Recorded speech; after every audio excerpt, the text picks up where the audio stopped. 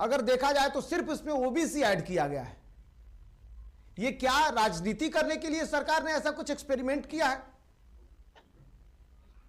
जी नमस्कार। Media panelist जो बैठे हैं उनको भी मेरा नमस्कार।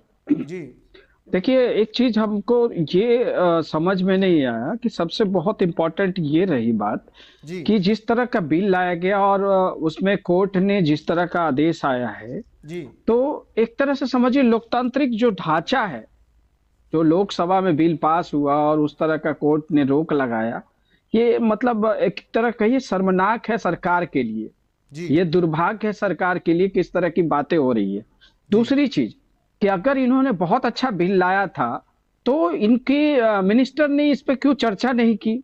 आप कहीं भी देख लीजिए, किसी मीडिया चैनल पे इन्होंने कभी चर्चा नहीं किया कि बहुत अच्छी चीज है या बहुत खराब चीज है। या जी बीजेपी के आपको भी लगता होगा कि हाँ जब बैठे हैं तो बीजेपी वाले से भी संपर्क किया होगा, कोई आया नहीं हो और न इस मुद्दे पे कोई चर्चा कर रहा है। जी इसकी मतलब क्या कर दिए, कारगुजारियां कहिए या कहिए बीजेपी की जिस तरह की बातें ये करते हैं।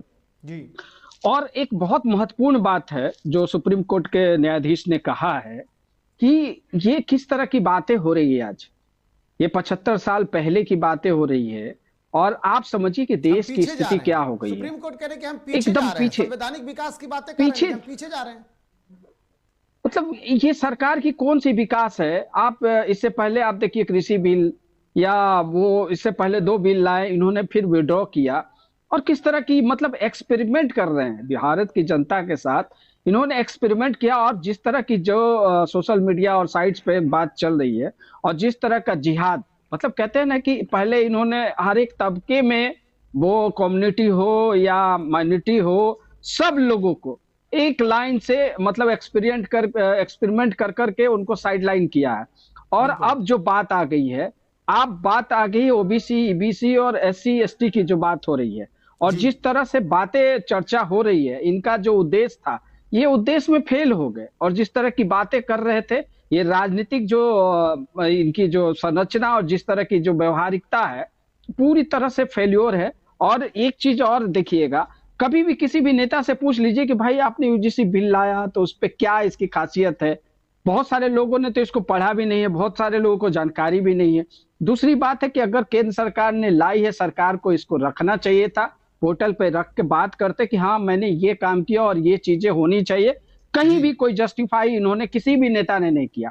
तो आप समझिए कि ये क्या है और किस तरह की बातें हो रही है। ये पूरी तरह वोट बैंक की राजनीति कर रहे थे और ये इन्होंने अपनी राजनीति में पूरी तरह से, अभी चुनाव है और जो चीजें इन्होंने लोगों के बीच रखा और खासकर जो आपस में लड़वाने का काम किया और जो हिंदुस्तान की राजनीति और जो मतलब कहते हैं ना डेवलपमेंट की बात हो, तो ये 75 साल पहले को फिर इन्होंने आगे लाने का व्यवस्था किया है और ये कोर्ट ने संवैधानिक चेतावनी दी है। बड़ा दुर्भाग्य की बात है और इस तरह की बात होना का मतलब है कि आप लोकतांत्रिक व्यवस्था को कमजोर किया है। और तभी जुडिशियरी, अगर जिस तरह से पॉलिटिकली आप देखिएगा, संवैधानिक तरीके से जो संविधान बना और उस पर जुडिशियरी का जो ये कमेंट है, बड़ा ही मुख्यमंत्री मतलब प्रधानमंत्री नरेंद्र मोदी और अमित शाह के लिए और उनकी जितनी भी अलायंस है उन सब के लिए दुर्भाग्य की बात है।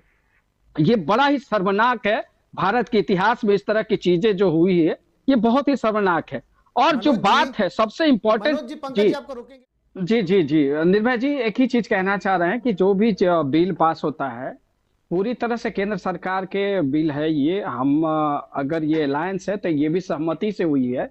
और रह गई विपक्ष की जो बात आप कर रहे हैं, तो इसमें कहीं भी विपक्ष का कोई रोल नहीं होता है। जब बिल पास होता है तो मेजोरिटी पे पास होता है और इनके पास मेजोरिटी है राज्यसभा और नहीं लोकसभा, नहीं, यहाँ तो मेजोरिटी इस की तो आधार बात पे नहीं होता है है। सर, यहाँ तो मेजोरिटी की बात जी नहीं है। यहाँ तो सबसे पहले सवाल आप पर उठता है कि चेयरमैन, अगर संसदीय कमेटी के चेयरमैन के नेतृत्व करता आप हैं तो पहले तो जवाबदेही आपकी बनती है। हालांकि आज उन्होंने पल्ला झाड़ लिया कि हमें तो जानकारी ही नहीं थी, ऐसा डाल दिया गया। तो इतने दिन से क्या कर रहे थे?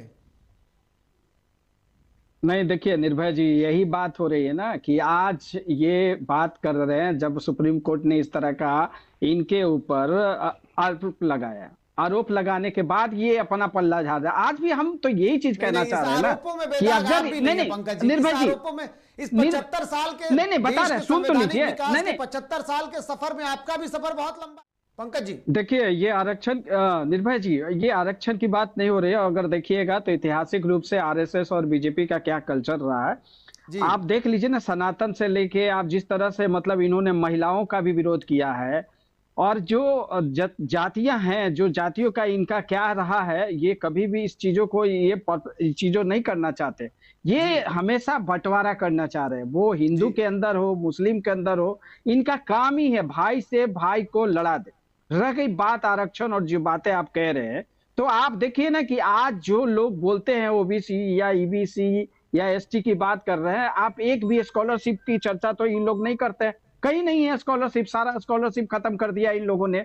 वो क्यों किया? तो आज देखिए इनकी मानसिकता क्या है। और ये जो चीजें बात कर रहे हैं, तो आरक्षण की बात कर रहे हैं, आप पूरा आरक्षण कहीं भी आप देख लीजिए लागू नहीं करते इन लोग। पूरा का पूरा आरक्षण इन्होंने खा गया है। और जो लेटरल कमिटी बनी और जिस बैक ऑफिस से इनकी एंट्री हो रही है, आईएएस आईपीएस से लेके सारी जगहों पे, ये कहाँ है? उस समय आरक्षण की बात इनको याद नहीं आती है। वहां पे आरक्षण इनको कहीं दिया इन्होंने?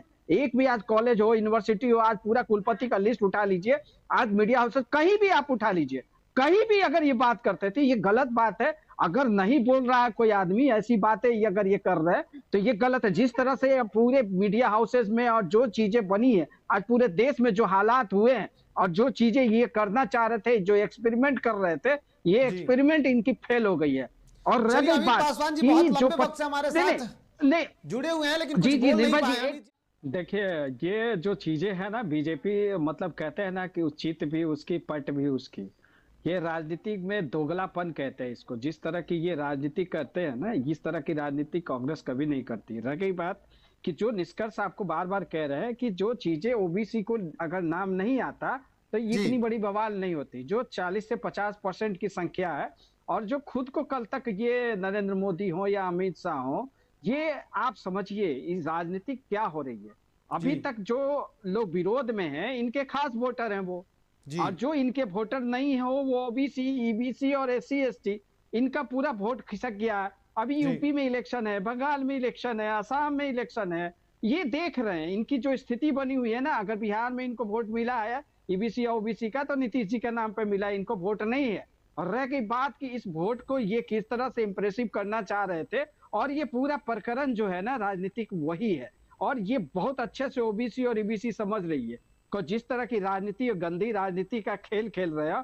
और जो लोग रोड पे जाके सड़कों पे हल्ला कर रहे हैं, तो इनको बोलिए ना, इनके मीडिया हाउस में क्यों नहीं सर, तो इनके आप प्रवक्ता आते हैं? ओबीसी की नहीं, बातें कह रहे हैं, आप तो ओबीसी की बातें कह रहे हैं और ओबीसी के लिए ही सरकार कर रही है। सर काहे तो राजनीति वही कर रहे तो हैं क्या बोल रहे आप? हैं।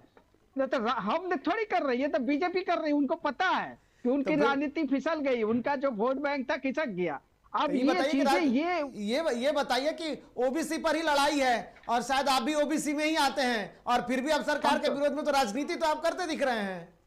नहीं राजनीति कर रहे थे। उनकी दुख है ना कि 11 साल में इन्होंने क्या किया। पहले माइनॉरिटी को साफ किया, पूरे हिंदुस्तान में माइनॉरिटी का राजनीतिकरण जिसको बोलते हैं ना, कि पूरी राजनीति अस्त व्यस्त मतलब खत्म कर दिया। मतलब अलग अलग कर दिया, एकदम खत्म हो गया राजनीति। आप देख लीजिए किसी भी पार्टी की, जो आप देख लीजिए माइनॉरिटी को लेके जो हालत हो गया है, तो आप कहीं भी किसी बात पे कहीं भी कोई चर्चा नहीं हो रही है। दूसरा इन्होंने क्या किया, पूरा यादव समाज को, या मुलायम सिंह यादव का परिवार हो या लालू यादव का परिवार हो, इवन इनकी सबसे ज्यादा अगर लड़ाई है, सबसे ज्यादा इनको अगर किरकिरी है, आंखों में जैसे बोलते हैं ना गड़ता है, वो है यादव समाज। तो वो ओबीसी का बहुत बड़ा पार्ट है। नहीं, हम तो सच्चाई बोल रहे हैं। जो आज इन्होंने बर्बाद कर दिया पूरी राजनीति को। चलिए खुल के बोल लीजिए सर, ये आपका आखिरी कमेंट होगा। नहीं, वही बता रहे हैं। दूसरी चीज कि सबसे इंपॉर्टेंट अभी जो माहौल बना है कि ये बैकवर्ड और दलित मतलब कहते हैं ना फॉरवर्ड लड़ाई करे, रोड पे आए, संघर्ष करे। तो भाई हम ये कहते हैं कि राजनीति करना एक अलग चीज है, और जिस तरह का माहौल क्रिएट करना, ये बीजेपी का पूरा मतलब कहते हैं ना, ये इतिहास रहा है।